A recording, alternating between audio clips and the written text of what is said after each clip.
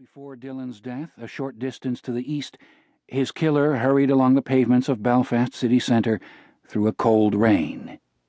He wore a dark green oilskin coat with a brown corduroy collar. His code name was Black Sheep. The air smelled of the sea and faintly of the rusting shipyards of Belfast Lough. It was just after 4 p.m., but already dark. Night falls early on a winter's night in Belfast. Morning dawns slowly. The city centre was bathed in yellow sodium light, but Black Sheep knew that West Belfast, his destination, would feel like the wartime blackout. He continued north up Great Victoria Street, past the curious fusion of old and new that makes up the face of central Belfast. The constant reminders that these few blocks have been bombed and rebuilt countless times. He passed the shining facade of the Europa, infamous for being the most bombed hotel on the planet. He passed the new Opera House and wondered why anyone in Belfast would want to listen to the music of someone else's tragedy. He passed a hideous American donut shop filled with laughing Protestant schoolchildren in crested blazers. "I do this for you," he told himself. "I do this so you won't have to live in an Ulster dominated by the fucking Catholics." The larger buildings of the city centre receded, and the pavement slowly emptied of other pedestrians until he was quite alone. He walked for about a quarter mile and crossed over the M1 motorway near the towering Divis Flats.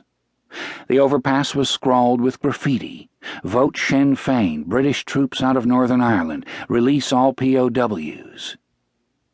Even if Black Sheep had known nothing of the city's complex sectarian geography, which was certainly not the case, the signs were impossible to miss. He had just crossed the frontier into enemy territory: Catholic West Belfast. The Falls spreads west like a fan, narrow at its mouth near the city centre, broad to the west, beneath the shadow of Black Mountain. The Falls Road, simply the road in the lexicon of Catholic West Belfast, cuts through the neighbourhood like a river, with tributaries leading into the thickets of terraced houses where British soldiers and Roman Catholics have engaged in urban guerrilla warfare for 3 decades. The commercial centre of the Falls is the intersection of the Springfield Road and the Grosvenor Road. There are markets, clothing shops, hardware stores, and pubs. Taxis filled with passengers shuttle up and down the street. It looks much like any other working-class neighbourhood in a British city, except the doorways are encased in black steel cages, and the taxis never stray from the Falls Road because of Protestant killer squads. The dilapidated white terraces of Ballymurphy housing estate dominate the western edge of the Falls. Ballymurphy is the ideological heartland of West Belfast, and over the years it has supplied a steady stream of recruits to the IRA.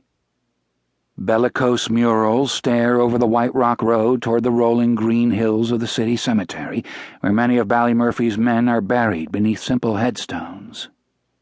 To the north, across the Springfield Road, a giant army barracks and police station stands like a besieged fortress in enemy territory, which indeed it is.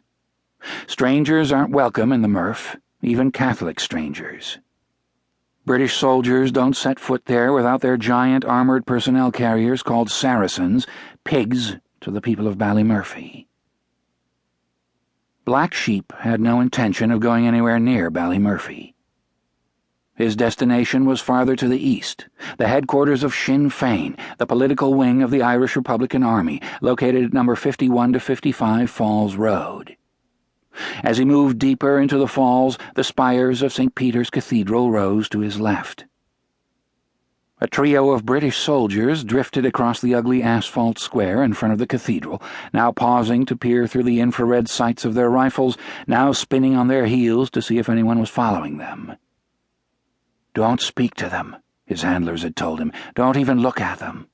If you look at them, they'll know you're an outsider." Black Sheep kept his hands in his pockets and his gaze on the pavement in front of him. He turned into Dunville Park and sat down on a bench. Despite the rain, schoolboys played football in the weak light of the street lamps. A group of women, mothers and older sisters by the look of them, watched carefully from the imaginary sidelines. A pair of British soldiers strode through the middle of the game, but the boys played around them as though they were invisible.